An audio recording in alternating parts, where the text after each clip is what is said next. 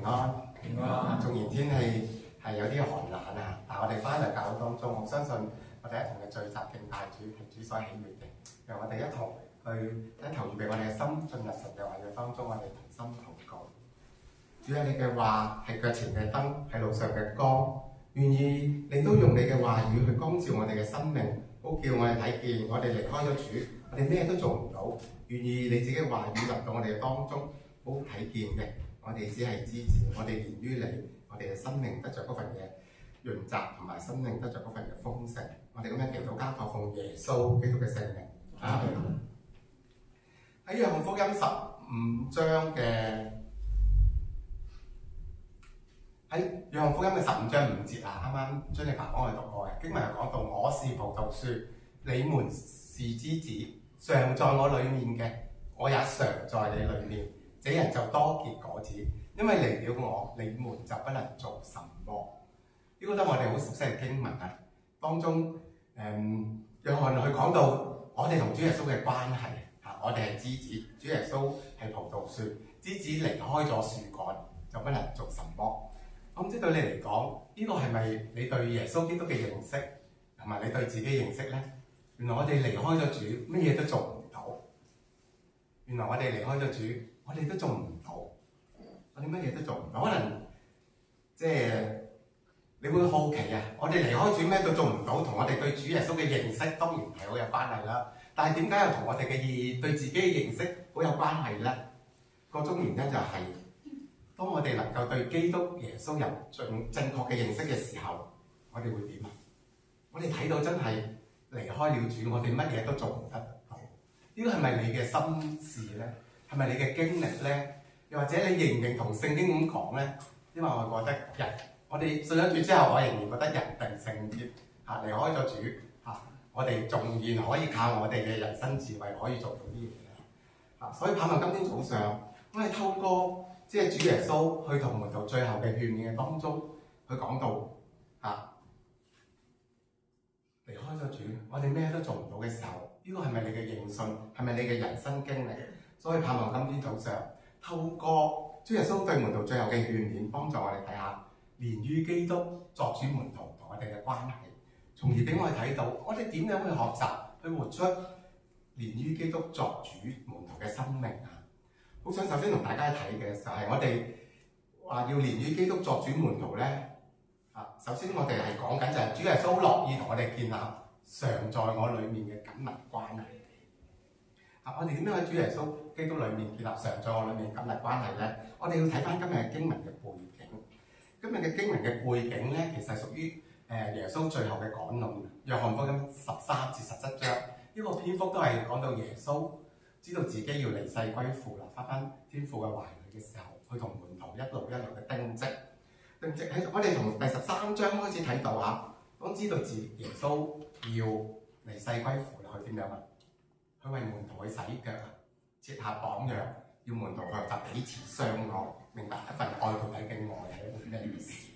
到第14章，主耶穌去表明自己係神兒子嘅身份啊！喺約翰福音14章6節講到：我就是道路、真理、生命，若不藉着我，沒有人到父那裡。主耶穌講得好清楚，佢只係一個嘅中介，佢嚟到道成肉身，就係用佢嘅生命，用佢嘅説話一份嘅真理，引領人翻去父神嘅懷裡，同父神有一個復和嘅關係嚇。甚至喺約翰福音第14章，主耶穌應許門徒會賜下聖靈、保惠師嘅引導門徒生活，作為生活嘅指引嚇。但係當時嘅門徒咧，我哋如果睇翻佢嘅經文咧。特別耶穌為門徒洗腳嘅時候咧，佢都話：你唔可以洗我腳。其實佢唔係好明白耶穌原來係一位真正嘅救贖主，佢以為只係夫子同學生嘅關係。所以去到第15章，我哋今日所睇嘅經文咧，主耶穌會用葡萄樹同枝子嘅關係，再同門徒去講到佢即係透過葡萄樹同枝子呢個嘅比喻講到佢同父神嘅關係，又講到佢自己同門徒嘅關係，為要乜嘢？佢要堅固門徒嘅信心，因為當主耶穌離世升天嘅時候，門徒就要喺世上獨自去生活，領受大使命，或者活出聖靈嘅果子，作主門徒。所以今朝我哋去睇翻就係主耶穌喺約翰福音嘅15章1節講到我是真葡萄樹，我父係栽培嘅人，其實係想講乜咧？其實就係要門徒或者跟隨佢嘅人，今日我哋好確定，主耶穌先係真正以色列民嘅救贖主啊！葡萄樹呢個嘅比喻咧，喺舊約咧經常講嘅，即係先知咧多次係以葡萄樹要被斬伐呢個比喻嚟講到咩？以色列民嘅不信或者不忠啊！咁但係耶穌用呢個嘅葡萄樹同埋枝子嘅比喻，要講乜嘢？就係講到父神係一個栽種葡萄樹嘅神啦，佢豈不愛惜自己所栽種嘅嚇？如果你係有做園藝嘅，你所種嘅你一定好愛惜，你好想去健康成長、開花結果啊！所以經文講到話：我是葡萄樹，我是真嘅葡萄樹，我父係栽培嘅人。主耶穌正喺度表明，佢係葡萄樹係真嘅，而父神就係一位栽種嘅園丁，係好想被培育被栽種嘅葡萄點啊，都會長大、開花結果。跟住主耶穌同父神有一個好緊密嘅關係嘅時候，主耶穌喺15章2節繼續去講到嘅係咩？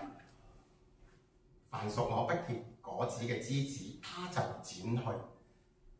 凡結果子嘅，他就修理乾淨，使枝子結果子更多。啊，對於如果你哋有做園藝嘅嚇，有即係種唔知啊，大家有種桔啊、橙啊呢啲都係嘅。即係你就好明白點解就係要去修剪枝子嘅，就係因為如果有啲嘅枝子，佢根本唔可以健康成長嘅嚇，咁就要斬咗佢啦。原因係乜嘢？將啲養分最好嘅養分供應落可以開花結果嘅枝子。所以主耶穌喺度就好想去對門徒咁嘅表達，唔係一份恐嚇可以斬咗你嘅，而係要咩？鼓勵門徒啊！你哋要清楚父神係栽種嘅人啊，而喺呢個父神嘅栽種裏面啊，主耶穌作為園丁嘅。或者主耶穌作為一個葡萄樹嘅，我哋作為枝子嘅連於基督裏面，我哋點樣喺基督裏面得着嗰份健康嘅養分，得着喺同神嘅關係緊密裏面咧？我哋可以即係有健康嘅靈命嘅成長啊！我哋能夠活出愛神愛人嘅生命。所以約翰喺度咧用咗葡萄樹同枝子嘅關係咧，正正就係要提醒我哋我哋係枝子，離開咗主，我哋乜嘢都唔能夠做。咁我哋點樣去維持呢個同主耶穌嘅一個緊密嘅關係咧？其實好在於我哋要同主耶穌有一個好緊密嘅關係。而呢個緊密嘅關係咧，我哋就要用15章4節講到咩？你們要常在我裏面，我也要常在你裏面。呢份常在你裏面嘅關係點樣去維持咧？點樣去建立咧？點樣喺我哋日常生活裏面去經歷得到咧？好相信嘅，我哋都知嘅靈修祈禱就係好重要。原來呢份靈修祈禱讀神嘅話語講緊咩？我哋願意去花心思、花時間去神締造呢份嘅緊密嘅關係。好似一對戀人當佢哋初相識嘅時候會點即係如果係男追女嘅，自然好花心思點樣去取悅對方啦。佢諗咩方式去能夠讓對方可以更加多認識、更加親近以至有進一步嘅關係嘅建立。咁主耶穌都係期望我哋。點解好強調我哋每日要靈修祈禱讀聖經？就好想我哋維持一份枝子連於葡萄樹嘅關係，因為我哋離開咗主，我哋乜嘢都做唔到。咁我哋即係點樣去建立主同主一個緊密嘅關係咧？去取悅主咧？咁其實就係真係要花時間花心思嘅。我曾經見過一個男仔咧，一個弟兄好想追搞嘅姊妹咧，佢會點樣去追？佢點樣去花心思咧？佢就係學摺紙啊！我唔知啦，當中有幾多弟兄中意學摺紙做勞作通常呢啲嘅手作係我哋可能覺得姊妹先中意。但係個弟兄為咗取悅嗰個姊妹咧，佢就學摺紙喎。佢摺啲咩摺紙嘅出嚟咧？就係學摺花。我唔知弟兄姊妹有冇見過啦？有啲真係嘅，有啲嘅工具咧，摺花就教你點摺花。咁弟兄就好花心思即係將佢摺咗啲花咧，就好似變魔術咁樣，突然間咧就擺喺個姊妹面前。呢份嘅取悅呢份嘅即係好想，即係同身邊嘅姊妹有咗一個關係嘅建立呢份就係講緊就係，即係好想一個常在我裏面你我哋都話噶嘛，同埋喺戀人關係就係你中有我，我中有你咁我哋無分彼此噶嘛。但神同我哋嘅關係都係，好想我哋喺佢裏面，佢又喺我哋嘅裏面。呢份緊密關係點樣去連結咧？保羅講到咧。係要我哋對主耶穌有全面嘅認識好重要啊！所以喺15章嘅3節，佢繼續講到咧就佢點樣講到？現在你們因我講給你們嘅道已經乾淨了。呢個嘅乾淨咧，同第2節所講嘅修理乾淨咧都係同一個字同埋回應緊嘅，因為12節第5節講到15章2節講到就咩？凡屬我不結果子嘅枝子，他就剪去；結果嘅佢就修理乾淨，使枝子結果子更多。原來一個葡萄樹要結果子更多係咩？佢要修理乾淨咁所以主耶穌就話常在我哋裏面即係你哋要常在我裏面，我哋又常在裏面咧，就係講緊呢份嘅連結咧，係建基於喺我哋同主耶穌嘅關係裏面，係對主耶穌有好全面嘅認識嘅我哋睇翻當時嘅門徒佢哋跟隨咗主一段時間佢哋對主都唔係好有認識嘅，特別當主耶穌睇翻13章，主耶穌為門徒洗腳嘅時候咧，門徒都唔係好明白主耶穌點解即係要為門徒嘅洗腳嘅。我哋睇翻約翰福音嘅13章第6節至11節嘅經文嗰度講到，即係講到係咩？就係挨到西門彼得，就彼得對耶穌説：主啊，你要洗我嘅腳。耶穌就回答話：我所做嘅，你如今不知道，後來你會明白。當時即係耶穌話要為門徒洗腳啦，門徒唔係好明白嘅。我哋甚至喺第13章8節講到話：你永不可洗我的腳。但係主耶穌佢話：我若不洗你，我就與你無分。咁彼得就回應話：係啊，主耶穌，咁你唔好淨係同我洗腳啦，手同埋頭都係洗埋啦。喺個對答裏面，我哋覺得好奇怪㗎。正正係講緊彼得唔明白主耶穌點解會要為佢洗腳，係一份愛到底嘅愛嘅示範同埋表達跟住主耶穌喺第10節就係講到就話：凡洗過澡嘅人，只要腳一洗，全身都乾淨了。你們都乾淨，然而你們都不是乾淨的。其實主耶穌喺度講到就係，即係門徒要好清楚，我係神嘅兒子，我嚟呢度咧係為要拯救你哋。講到我是道路真理生命啊！若不藉著我，每日到父神那裏去。佢係想即係話俾個門徒聽唯有藉著我，你哋先可以翻到父神裏面你哋全部不是乾淨，就係預表明耶穌知道猶大要出賣佢，所以當中話你們不都是乾淨嘅，就係耶穌知道要賣他是誰。其實主耶穌對門徒好認識但係門徒唔係好認識主耶穌。今日我哋對主耶穌嘅認識有幾多咧？我哋對主耶穌嘅認識係咪只係停喺主耶穌係為我喺十架上為死咧？因為我哋睇到主耶穌在世咧，其實有唔同嘅身份，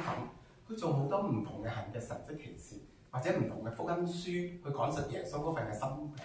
係有唔同嘅重點嘅。當中係要話俾我哋聽嘅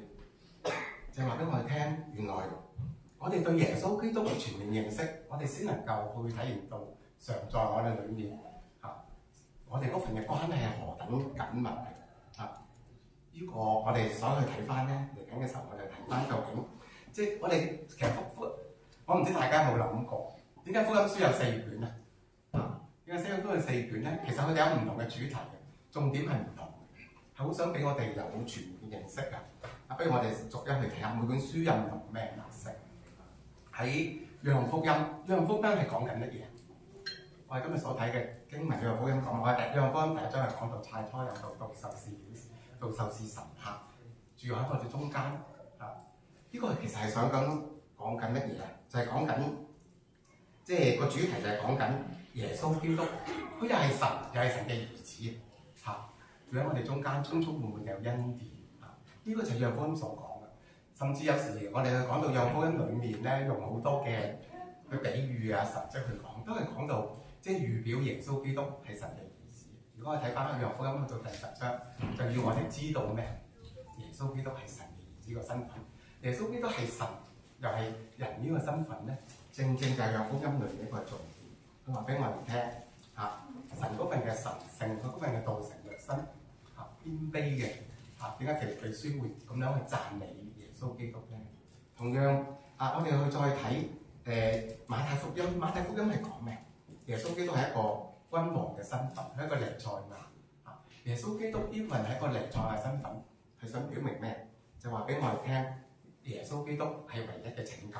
喺當時嘅人，佢哋都可以等候彌賽亞去嚟拯救佢哋喺即係以色列民，但佢哋冇諗過耶穌基督佢係以一個僕人嘅身份呢個正係馬可福音所去講嘅。耶穌基督係一個君尊義僕，係一個僕人嘅身份，佢係要讓我哋去體驗即係耶穌基督即係好似就係腓立比書所講佢係以奴嘅身份嚟到呢度一個謙卑嘅降生，正係要俾我哋睇見，我哋去跟隨主，我哋都要學習呢份嘅謙卑。好多時我都睇見點解有啲人咁難接受耶穌基督為佢個人嘅救主咧，唔肯行出一步嘅。明我亦都話俾你聽，救恩係一份禮物，主耶穌送俾你嘅你只要口裏承認，心裏相信就得㗎啦。但係佢都唔能夠咁樣去承認咧。我睇到最後咧就唔能夠擺低我哋嗰份嘅老我要認信耶穌基督，要擺低我哋嘅老我哋要謙卑落嚟有時喺我哋生活嘅當中，有咩難咗我哋去跟隨神去信服神咧？正正就係即係路加福音裏面去講到，路加福音去講到咩？路加福音係4卷福音當中最詳盡嘅、最仔細嘅就由耶穌基督嘅降生喺母親嘅懷，瑪利亞母親懷裏面，聖靈咁樣開始講起，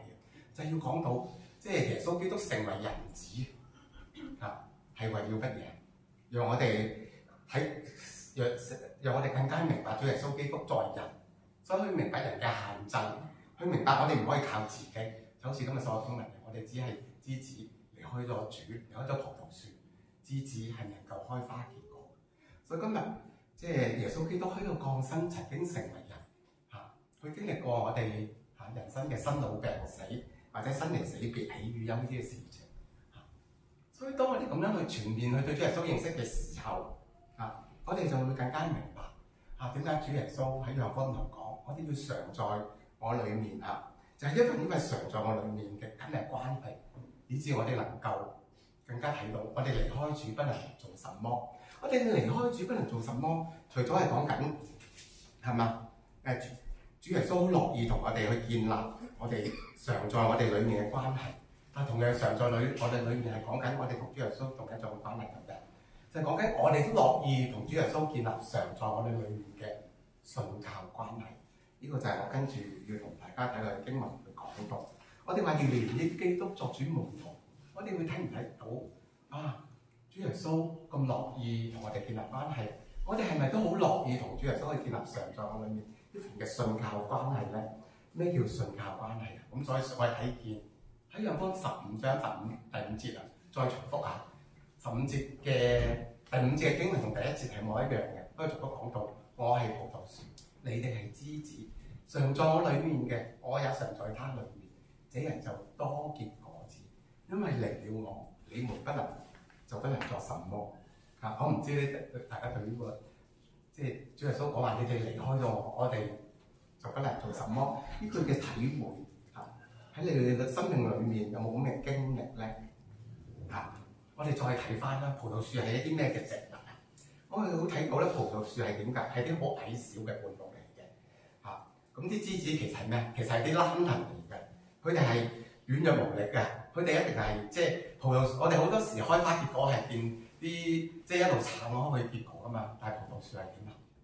佢哋啲枝子好似蘭藤咁嘅，佢哋係完全需要同樹幹結連嘅，佢哋係依靠樹幹去得到養分同埋生命。主耶穌用葡萄樹枝子個比喻就點解對當時嘅門徒或者跟隨嘅人咧咁震撼咧？因為當時葡萄園喺周圍都見到嘅，所以主耶穌用呢個咁生活化嘅比喻咧，就係要提醒門徒：你哋真係離開咗我哋咩都唔做到葡萄樹即係葡萄，我哋好中意飲葡萄好中意食提子我唔知當中好中意食提子金，好甜味。但係其實佢哋如果離開咗樹幹咧，係唔能夠生出葡萄嘅。今日我哋喺生活裏面，我哋係靠我哋嘅聰明智慧去生活啦，抑或我哋係喺忙碌嘅生活裏面咧我哋去倚靠神咧？呢個都係今日藉住一樣經文俾我哋嘅提醒我哋講到常在我裏面嘅，我也常在你裏面。頭先講到啦，讀經、祈禱、靈修，呢啲係我哋同神維嘅關係咁即係喺呢啲維嘅關係裏面喺邊樣你對你嚟講係覺得即係讓你去增進緊同主嘅關係咧？其中一本書我唔知大家有冇睇過，叫《經歷神》（Experience God）。佢甚至係有啲嘅即係靈修嘅材料叫不再一樣，係講到我哋經歷神咧，除咗係讀神嘅話語啦，除咗去親近神咧，神正從來會透過生活嘅處境去俾我哋去經歷神嘅，或者神透過身邊嘅人向我哋説話啦，甚至我哋直接同神禱告。今年我哋用個主題，我哋去同神禱告。禱告唔係淨係我哋同神去講我哋嘅需要，或者為病人祈禱，呢個好重要嘅。其實禱告係講緊咩？我哋同神嗰份嘅關係結連即係其實我哋可以同神禱告咧，其實就係一份嘅福分我唔知大家有冇聽過同神向神禱告咧，就好似連接天地線咩叫連接天地線如果用我哋而家嘅現代科技去講，就係當你上網斷咗線嗰時候點啊？你就上唔到網㗎啦咁我講緊我哋同神祈禱咧，其實就係連線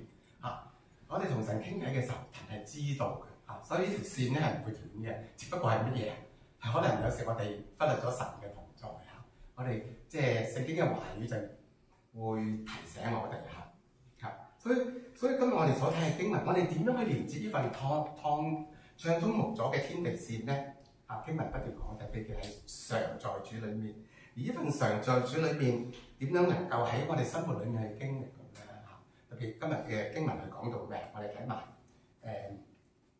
約翰福音15章6節都會講15節嘅第15章7節先睇，首先第一我講到你哋若常在我裏面，我嘅話也常在你裏面。呢度講到跟住就講到凡你們所願意嘅祈求嘅，就給你們成就我哋好喜悅嘅，即係我哋覺得祈禱嘅功效好大。當我哋祈禱嘅時候，我哋梗係想神去成就我哋嘅禱告啦但係呢個前提講到咩？即係凡你們所願意嘅祈求嘅，就給你們成就。個前提講緊咩？你們若常在我裏面，我的話也常在你裏面。我睇到嗰個常在裏面多咗咩？多咗我的話。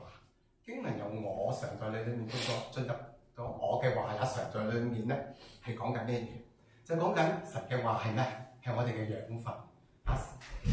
係好重要嘅我哋神嘅話係我哋嘅養分我哋叫靈糧所以點解咁講？所以我哋每日當我哋去讀聖經去祈禱，點解咁重要嘅？我相信由你即係信主嗰刻，你就好知道，或者身邊嘅人都同你講你每日要靈修祈禱讀經我哋都知道嘅。但係點解有時我哋喺裏面咧有困難咧？就係經文15章6節講到就係人若不常在我裏面，就像枝子掉在外面枯乾，人拾起來就拎在火裏燒了即係保羅去講呢度約翰去講到就係我哋要常在主裏面，神嘅話好重要因為當我哋喺主裏面嘅時候，就好似枝子咁離開咗葡萄樹枝子離開咗葡萄樹，冇咗養分會點就會枯乾啦。就好似如果我哋冇神嘅話去滋養我哋嘅生命，其實我哋嘅生命都可能會乾涸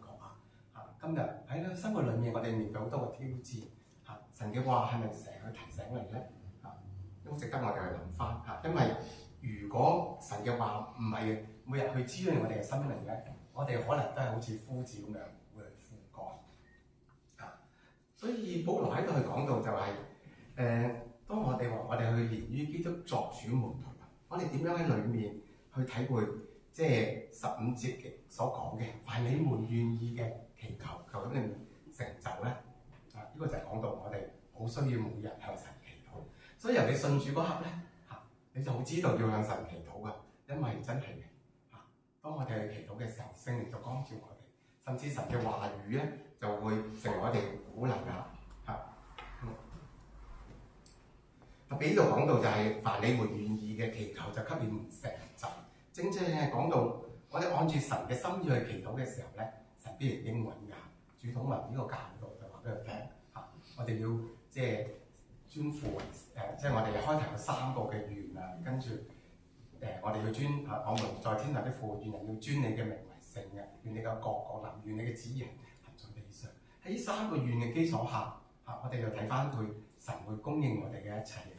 供應我哋日常嘅生活嘅所需，我哋就會遠離罪惡遠離試探。所以我睇到就係神嘅話點樣藉着我哋喺讀經祈讀讀經當中去領受神嘅話，以至我哋可以去即係用神嘅話去學習去祈禱咧嚇。記得上呢段時間我都喺唔同嘅團契裏面去即係同呢啲弟兄姊妹一齊學習禱告，就係咩？就讓神嘅話成為我哋嘅禱告，以致神嘅話豐富我哋嘅生命，以致我哋睇見就係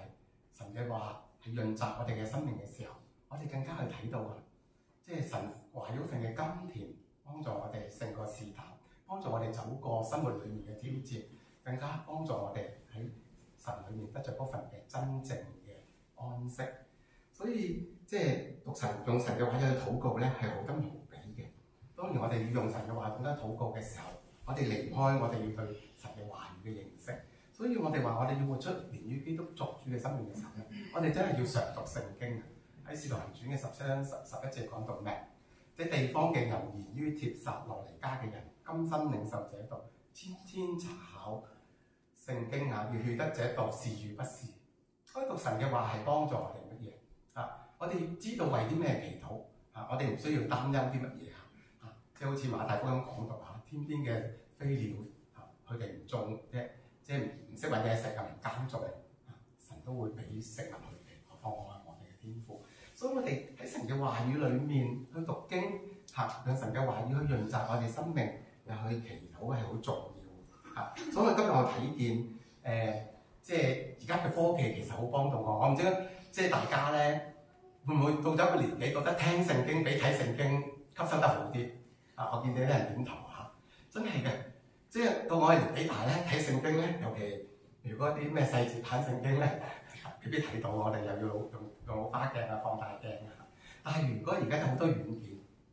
我哋都可以聽聖經。其實聽聖經咧，有時讓我哋更加能夠即係專心啊。當然我哋唔可以三心兩意一路聽聖經，佢諗緊我就有啲咩未做啦嚇。所以其實即係我哋如果一路睇聖經，一路讀聖經嘅時候，再聽嘅時候咧，個口度讀，即係我哋話口度、心度同埋耳度咧，神嘅話咧藏於我哋心裏面咧，就更加具體。其實即係我自己有時好遺憾嘅啊！我出嚟做嘢先開始順住，即係講緊咩？即係年紀大啦嚇，唔同如果你當中有啲人細個返教會咧嚇，即使即係細個返教會咧，你會咩？好多聖經金句嘅嚇。呢啲聖經金句咧，當你喺有困難有挑戰嘅時候咧，你就會明白出嚟嘅。所以我唔知道兒童主日係點樣啦。我哋香港兒童主日咧，好強調咧，小朋友咧每次主日之後咧都會背些對聖經翻屋企嘅嚇。咁就係真係呢啲話咧藏咗喺心裏面咧，到你有需要嘅時候就會走出嚟㗎啦嚇。所以今日即係我哋點樣喺祈禱、喺讀神嘅話或者聽聖經裏面咧，我哋去體會即係常在我裏面嗰份嘅喜悅同埋甘甜咧，呢個真係點啊？係要操練嘅，係日復而日咁樣去建立出嚟呢份嘅生命。而當我哋能夠咁樣即係持久嘅，然後每日都係會專注嘅去讀聖經啦，去祈禱嘅時候咧，我哋就會體會順服神係原來係唔難㗎。喺約翰福音裏面14章講到咩？有了我的命令又遵守嘅，這人就是愛我嘅，愛我的必蒙我父愛他，我也要愛他，並要向他顯現。點樣喺順服神裏面咧？我哋講到即係多結果子嚇，點樣可以喺多結果子咧嚇？因為我覺得要比較長時間去解説，咁所以我睇到今日我嘅講題咩有上集嘛，即係就有下集啦。下次我哋會多啲去睇約翰福音咧第9章第17節、15章嘅7至19節，點樣我哋去順服神，點樣去多結出果子啊？但係今日我哋想再睇落去咧，就係即係我哋要去呢個多結果子係目的係咩？就係15章8節所講，我父就得著榮耀，你們也是我的門徒喎。我哋話連於基督就係做咩？作主門徒啊！今日啲人點樣認得你係門徒啊？大家諗下，你喺你生活嘅圈子裏面，或者你嘅同事朋友當中如果佢未信主嘅，佢點樣知你係信主嘅？我哋點樣當中去作見證？好簡單嘅就係，如果一齊食飯嘅時候，我特登提佢祈禱呢個嘅，即係食飯之前謝飯咧，唔信主嘅人都知發生咩嘢喎嚇，大家會留意到啊！就係其實呢個就係呢個見證㗎啦嚇。當我哋即係喺一啲唔信主嘅人面前，我哋都係知道要去謝飯祈禱嘅，呢個就係一個見證嚇。咁或者其實喺啲生活裏面一啲好細微嘅嘢嚇，我哋唔係一定要為主殉道先可以作見證嘅嚇。其實有時你睇到人身邊嘅人有啲嘅唔開心，一句關心嘅説話，有時一個嘅擁抱啊，或者一杯嘅咖啡就足夠。有時弟兄之間咧真係嘅，即係我哋姊妹就話有唔開心，我哋會擁抱，但係弟兄唔會嘅嚇。有時就一個打個膊頭，一杯你知佢呢個係中意飲嘅咖啡，或者特別你見到身邊你正式嘅朋友，佢俾人度井下石嘅時候，俾人圍毆嘅時候，你認識嘅佢其實佢有正直嘅一面，你為佢嗰句正直嘅説話嘅時候，已經係一個好有力嘅見證嘅。所以好睇到我哋去為主作見證咧，其實係隨時隨地都可以嘅。但係最重要嘅係咩？我哋連於基督，我哋先有呢份嘅勇氣或者我哋喺唔信主嘅人面前，我哋能夠係堅持聖經對我哋嗰份嘅教導我哋點樣去堅持聖經對我哋嘅教導咧？其實就係你要在一切所行嘅事都倚靠主。喺彼得前書5章7節講到咩？你哋都要將一切嘅憂慮卸給神，因為他們他顧念你哋。倚靠同信心咧，從來都係一對孖生嘅仔。即係我哋能夠對神有信心咧，知道我哋倚靠神咧我哋凡事都能作嘅時候咧，我哋就有時有嗰份嘅勇氣去見證神即係我唔知有時候聽啲弟兄姊妹同我講咧，喺啲未信嘅面前咧，謝飯祈禱咧，佢都覺得有好大勇氣嘅但係生命裏面即係實際有啲我哋諗唔到嘅嘢會攔阻咗我哋嘅。但係當我哋去信靠神嘅時候點我哋有時會擔心人哋你好似點解我哋有時我唔知啦，我估啫。點解有啲人唔敢喺未信嘅同事朋友面前謝飯祈禱咧？我聽過啲人講咧，就係唔想去知我係基督徒嘛因為我哋謝飯祈禱係一個基督徒好嘅見證，同埋一個去見證主話俾人聽我信主。但係可能我知啦，喺即係我哋知信主嘅人完美嘅即係我哋喺工作裏面咧，可能我哋一啲嘅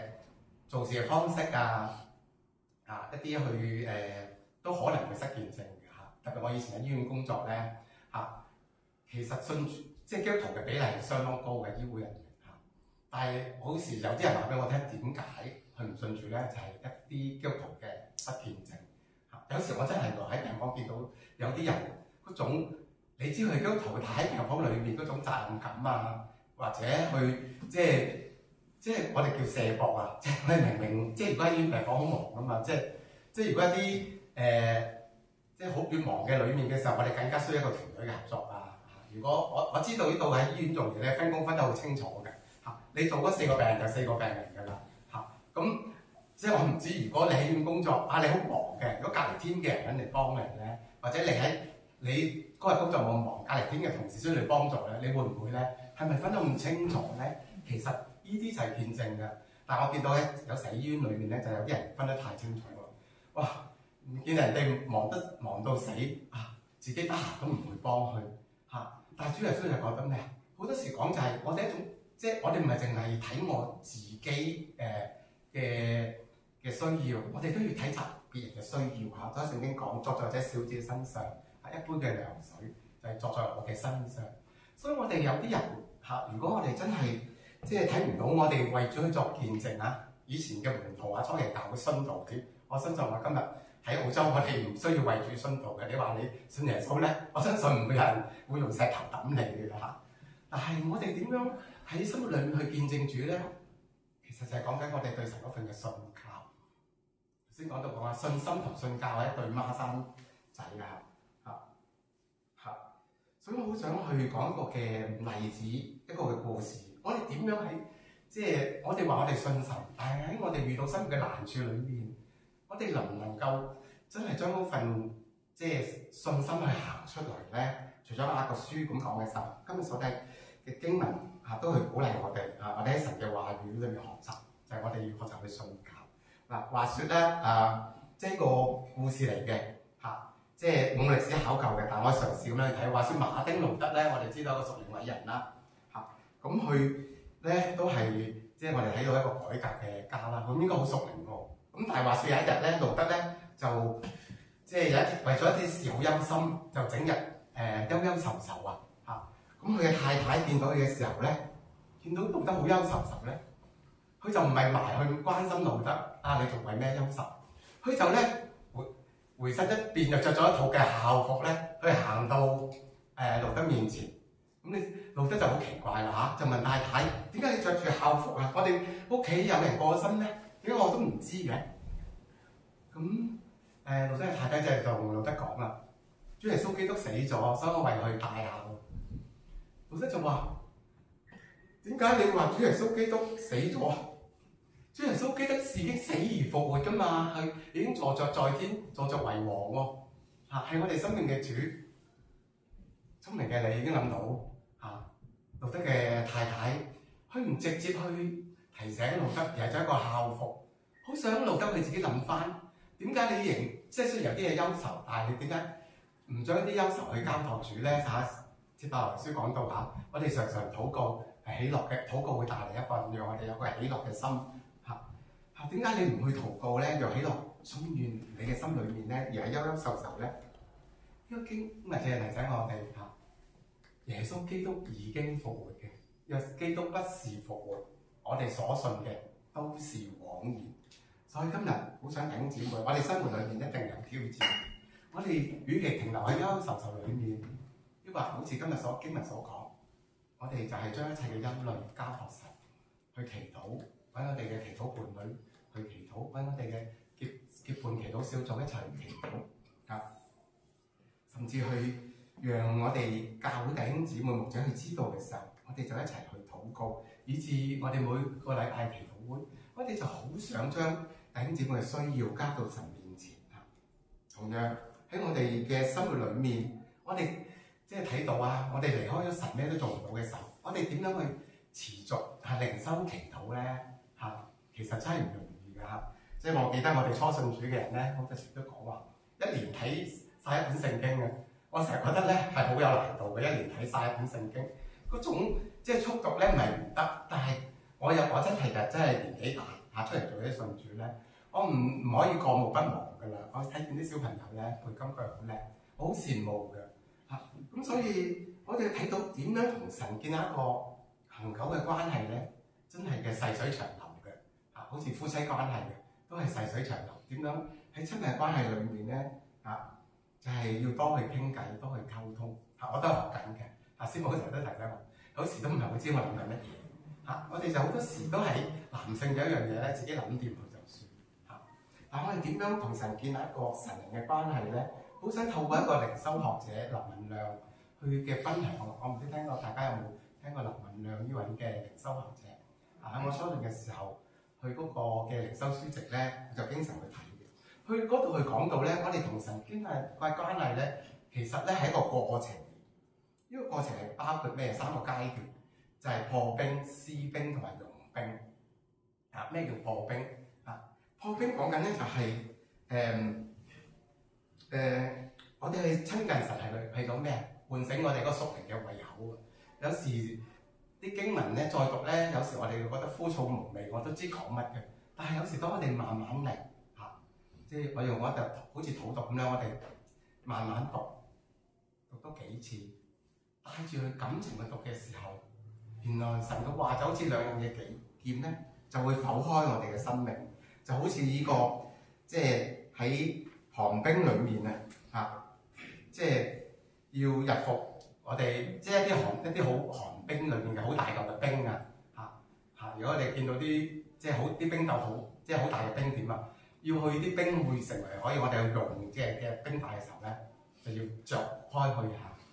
所以我哋講緊就係靈修，就好似我哋每日親近嘅時候，就好似破冰咁樣，每日將嗰個冰封嘅好厚嘅冰咧，每日揼啲，每日揼啲，讓呢個嘅冰可以去點樣就去揼碎佢，就好似撕冰。撕冰咧就係講啲冰揼碎咗之後點如果我哋睇到即係海洋冰封咗之後，冰融之前會點啲冰塊會散開嘅，就係慢慢融化，呢個就叫撕冰嘅過程。而就好似詩人所講鴨綠江頭散撕冰，正正講緊就係當冰去慢慢去融化嘅時候，去散開嘅時候，佢仍然都一塊塊，但係就係講緊神嘅話就好似活水湧流咁樣。如果我哋每日都讀神嘅話好似兩刃嘅劍剖開，將我哋生命嘅幽暗去剖開，俾我哋睇見我哋離開咗主，我哋咩做唔到嘅時候，呢啲嘅冰被破開嘅時候點啊？我哋嘅生命就開始有力啦。而呢個就係施冰嘅過程，以至我哋就每日親近神，讀神嘅話語，同修祈禱裏面嘅經歷，至最後就係融冰。當啲冰凝咗之後點啊？就好似水咁樣啊！水係點啊？就係一份活水湧泉啊！喺楊福音講到嚇，即係神嘅話就好似活水湧泉嘅湧流，就好似活水湧泉俾咗咩咋？讓我哋好願意去為主發光，愛主勤心。好似楊福音裏面到最後，主耶穌同彼得講嚇，其實佢問3次問彼得你還愛我嗎？其實唔係去質問緊彼得，而係一個嘅重複又重複話俾主彼得聽，我係愛你嚇，我係愛你，我會用你嚇。所以我哋會睇到嚇，我哋喺讀聖經嘅過程裏邊，我哋會睇到就係神嘅話係建立我哋嘅生命嚇。好多時當我哋睇見神係建立我哋生命，主耶穌一句看似責備，其實係都咩愛嘅挽回嘅時候，好唔同。我哋好容易咧，就係即係讀聖經嘅時候咧，我哋做唔到咧，我哋好容易攞一個罪疚感啊！呢個好自然嘅嚇。但係我哋好睇到神應許我哋咩？喺約翰一書講到，約翰一書1章9節講到啊，神係信實嘅，係公義嘅，必赦免我哋一切嘅不義。我哋係唔完全嘅，所以我哋點解需要神咯嚇？所以佢講到就係點解我哋要同神建立一個好親密嘅關係。我哋要常在主裏面，主先常在我哋裏面咧嚇。讀經、祈禱、靈修嚇，呢個係我哋翻到主教會裏面聽到好多。但係最重要嘅就係我哋要睇到，我哋係呢份係常在主裏面嘅關係，係日復一日。有時可能我哋會有覺得讀極都唔係好明白，或者唔知主想講乜嘢。呢個唔重要嚇。我哋屬靈生命係有起起伏伏嘅。最重要嘅，我哋係睇到就係我哋離開咗主，咩都做唔到。今日好想喺呢度同大家去分享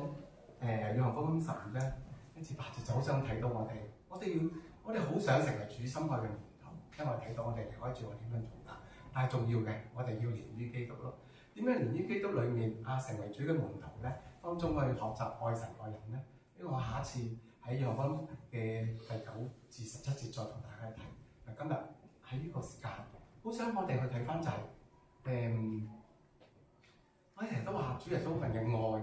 點解咁觸動我哋？就係主耶穌從來知道我哋離開咗咩都做唔到，所以我哋面對試探、面對試煉時，主係知道嚇。但係最重要嘅係我哋睇見，我哋只要去到神面前認罪悔改嚇，主必然赦免我哋一切嘅不義。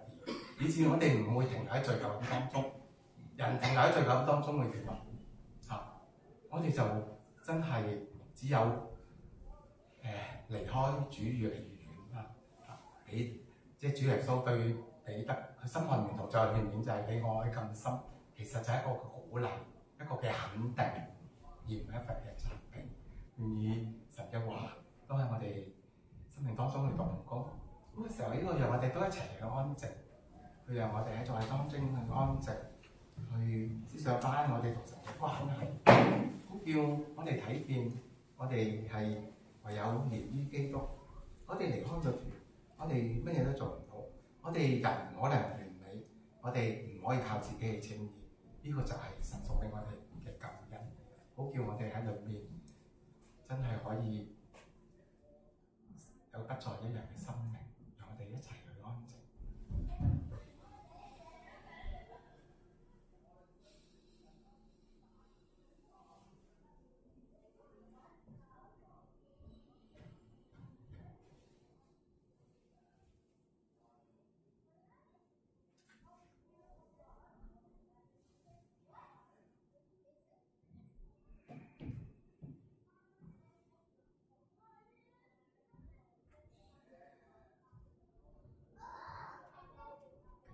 我哋同心禱告，最後我哋睇見我哋真係軟弱，我哋係無助，